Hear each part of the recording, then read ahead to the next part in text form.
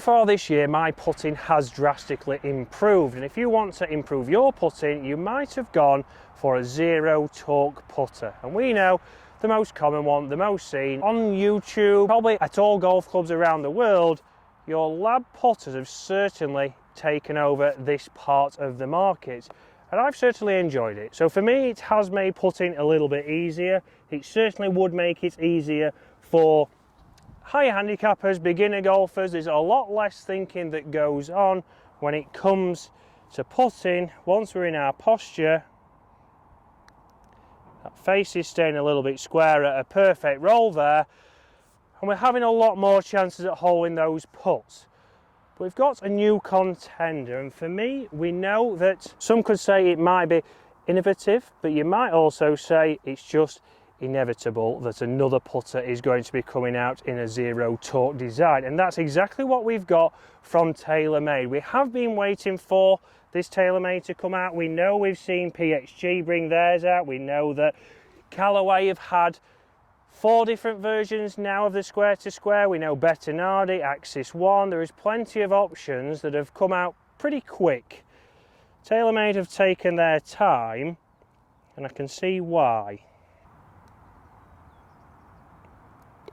And you can see by that fantastic roll, and you can see they've gone straight to their most popular model. And you'll have seen in recent weeks, I did a video about how this putter, the Spider putter, has won well over $50 million on the PGA Tour. Scotty Scheffler went into this putter and it really accelerated his game. It's accelerated how much money he's worth, and it's really shown how dominant he can be. And again, McIlroy this year did win the Masters using this putter, and putting's always been a little bit of a nemesis for him.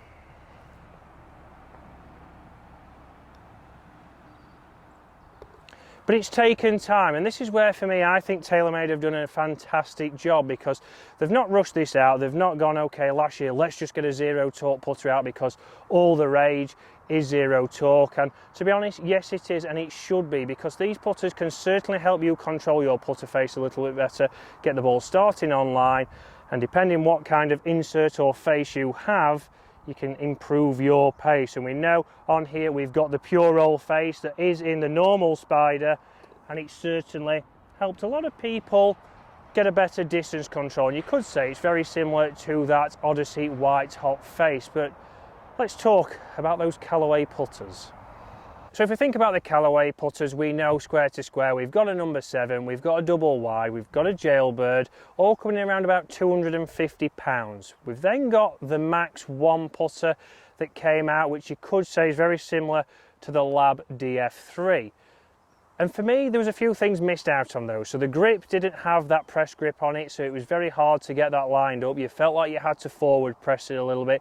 I did think the best job that they did from Callaway is obviously get it into more normal models. So the number 7, the double wide, a lot of popular models, the jailbird that was increasingly popular in the last couple of years, and we've seen plenty of people with those out on the golf course. But they rushed those out a little bit. They didn't get the grip right. For me, the head designs were great, but the grip is a big, obviously, talking point. We know when we go into the Lab putter, we did have that press grip on there, which just gets you into a set posture. You're not thinking, do I have to forward press it, because it's obviously a zero torque putter. And the Spider putter has done that. So we do have a slight forward press on there, a press grip as such. So for me, again, it sits well behind the golf ball. It's very easy to get into a standard posture. And this is where it's going to make it easier to get a better strike. We're going to then be able to judge our distance a little bit better.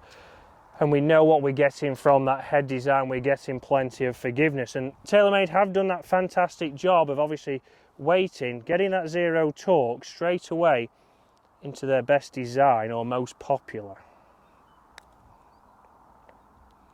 And a pure roll again there on the fantastic greens here at Lindrick. New greenkeeper Dan just down there coming around, planning where the pins are going for Open qualifying, which is on June the 23rd. I've been saying the 24th for the last couple of weeks and I was totally wrong. So there you go, 23rd.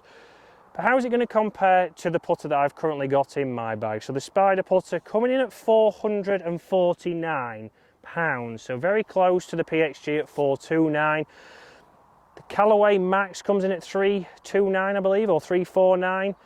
And the original square to squares 249. So a big range in the putter prices here, but it's all down to numbers, and we're going to jump on Capto very shortly and get the numbers with that Taylormade, because two fantastic putts there, two very consistent distances. But what are the numbers going to say? Can that Spider from Taylormade be as good as the Lab putt? You'll see the Lab numbers on screen now, both from the Mez and from the Oz 1i that I've got in my golf bag.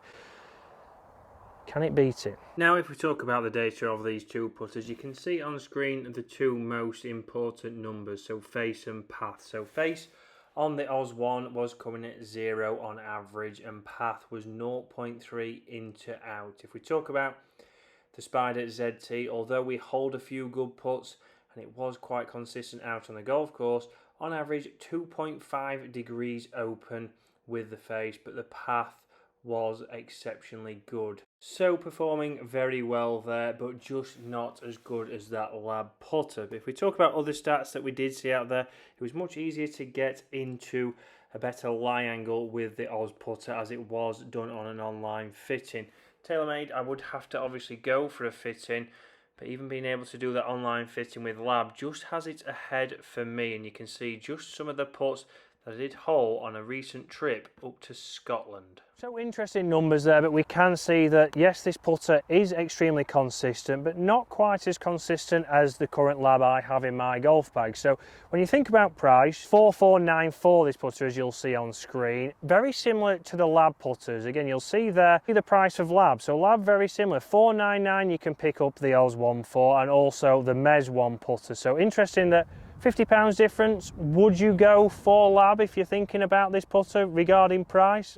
If you're a Spider fan, you will definitely like this putter, and this could potentially help you, because I think Taylormade have done an absolute fantastic job picking the iconic model, taking their time, and hopefully you could hole a few putts just like that. Zero torque for me, I think will be around for a long time. If you haven't got one, if you haven't tried one, I certainly think you should consider looking at those. Plenty of options on the market right now. This Spider ZT is certainly going to be a popular putter, but what would you choose?